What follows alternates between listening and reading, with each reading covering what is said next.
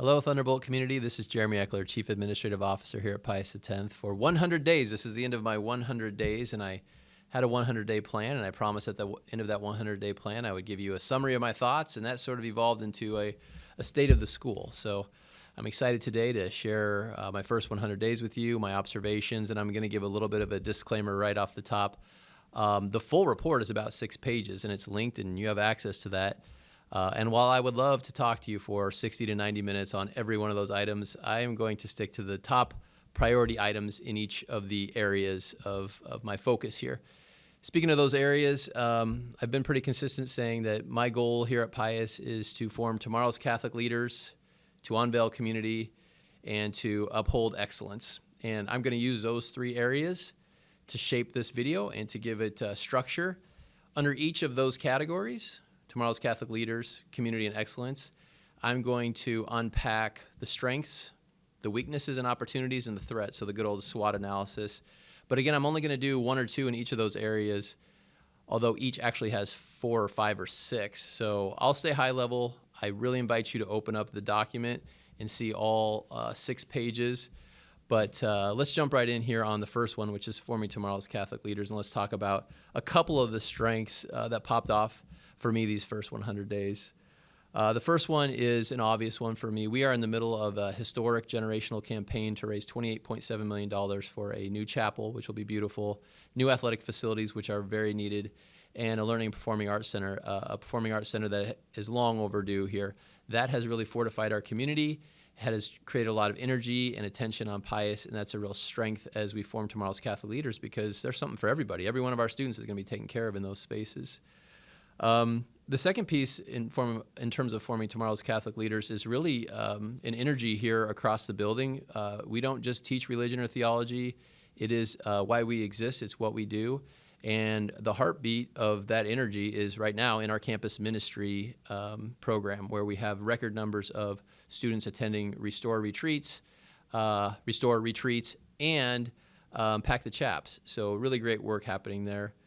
Let's move on to some of the weaknesses and opportunities. I have spent a lot of time walking the halls, talking to students, going to events, and an area where we can get better is our students, and I'm a parent, I've got kids here, our kids' soft skills, the ability to look someone in the eye, to shake a hand, to hold a door, all those basics. And we can get into cell phones, and we will. And we can get into some of those topics, but generally speaking, I find Pius students very low on soft skills, and that's an area that I would like to work on, because we have a standard. We're forming young adults. They're going to go out into the world, and we want them to have the advantage of knowing how to look someone in the eye, shake a hand, hold a door, have a conversation. And this also ties into another opportunity, we'll call it. While we have these record numbers of students attending things like Pack the Chap and Restore and taking part in campus ministry, we're not seeing them transfer that Christian ethos over to all of their activities. We're not seeing students in the stands behaving as models of Christ, representing Pius.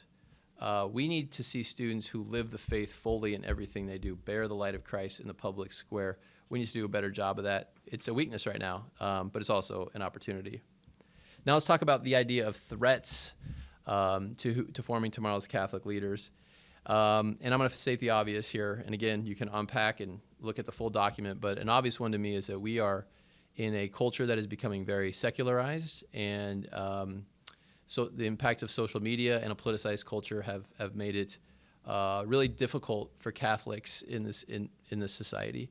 Pope Benedict said that the church is not a political party.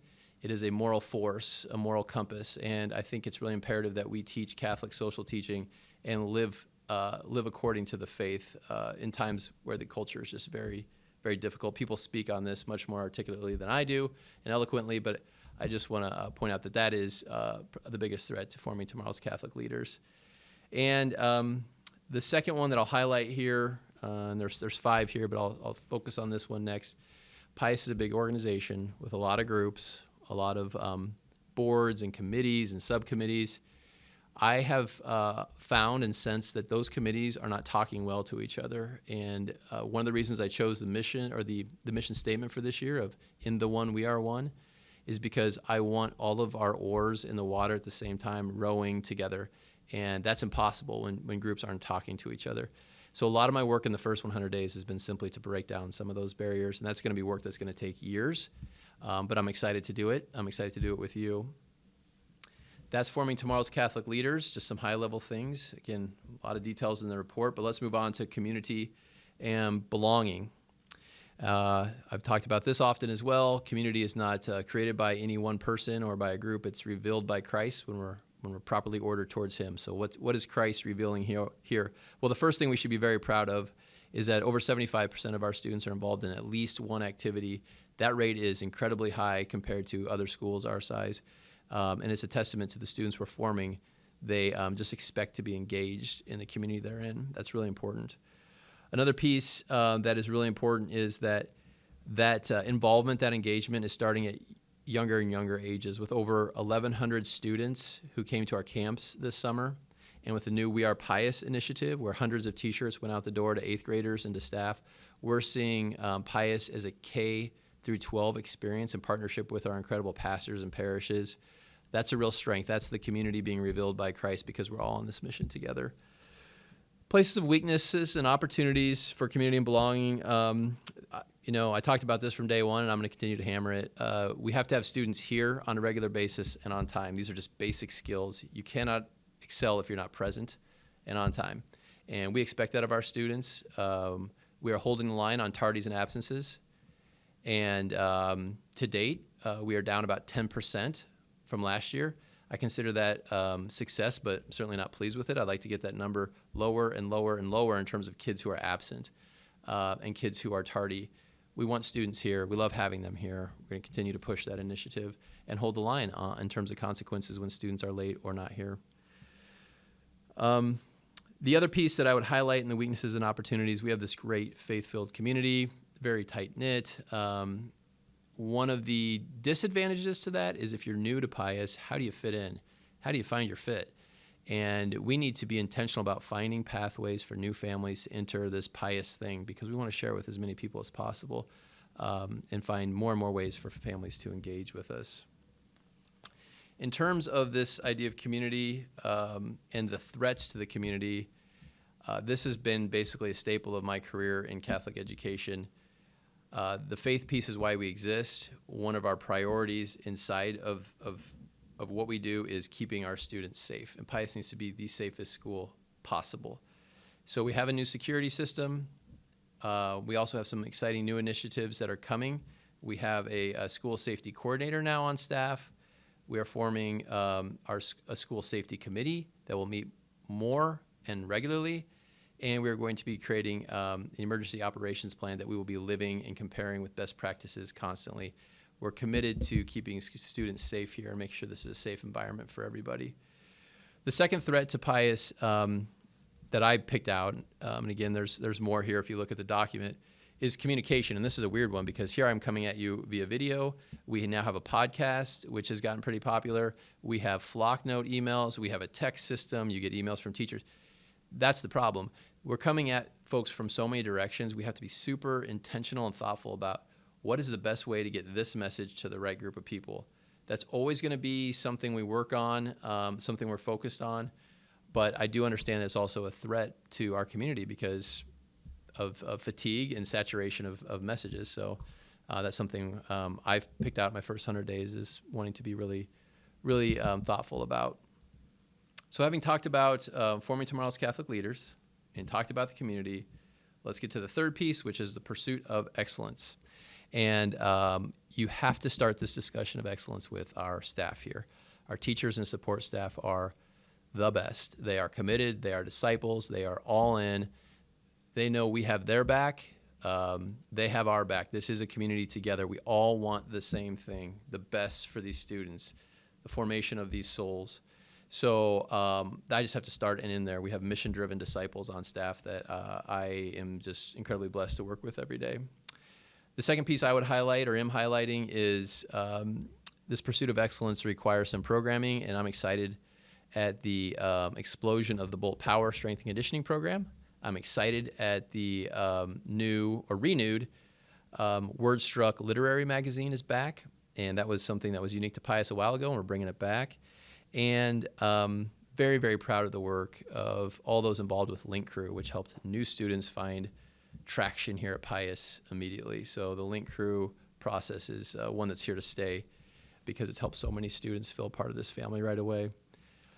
In terms of excellence, a couple of weaknesses, places where we have opportunity for me would be we do need to talk about professional development for our department chairs. These are really important folks who lead their departments and drive our curriculum and our instruction and our pedagogy.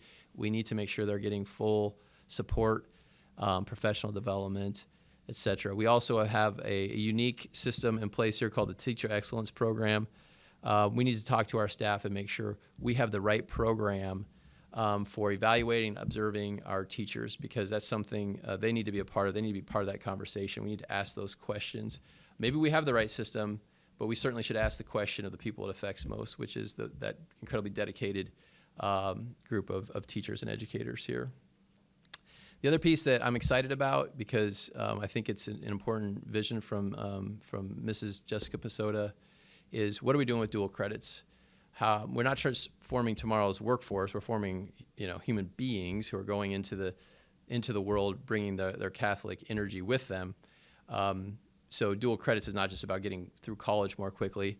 It's about helping our students be fully formed, but it's also about competing in a market with other really good schools. And the dual credit piece is an important piece to what we do educationally. And I think we can do a lot more here because we have excellent teachers with advanced degrees who can help us in that dual credit space. So we're going to get more strategic in that space as well.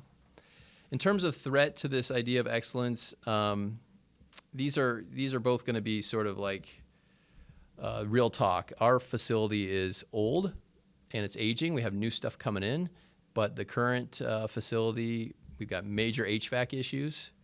We've got major roof issues. We've just got an old building, and we have to have a plan for making it beautiful and functional and taking care of it.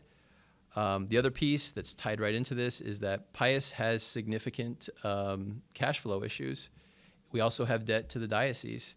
We have to be responsible fiscally, and we also have to be great steward of these dollars that come from the contributions of our parishes, our donors, and tuition. And so I have convened a task force representing multiple parishes and multiple stakeholders, and we're digging into these issues, and we're going to create the most stable Pius possible financially. We're working very hard on that and already coming up with great solutions. And I'm excited about the team around this and excited to kind of tackle this together. And again, I sort of sped through these three areas: forming tomorrow's Catholic leaders and excellence, the strengths, the weaknesses, the opportunities, and the threats. You can unpack all of that in the document in full, and I encourage you to do so.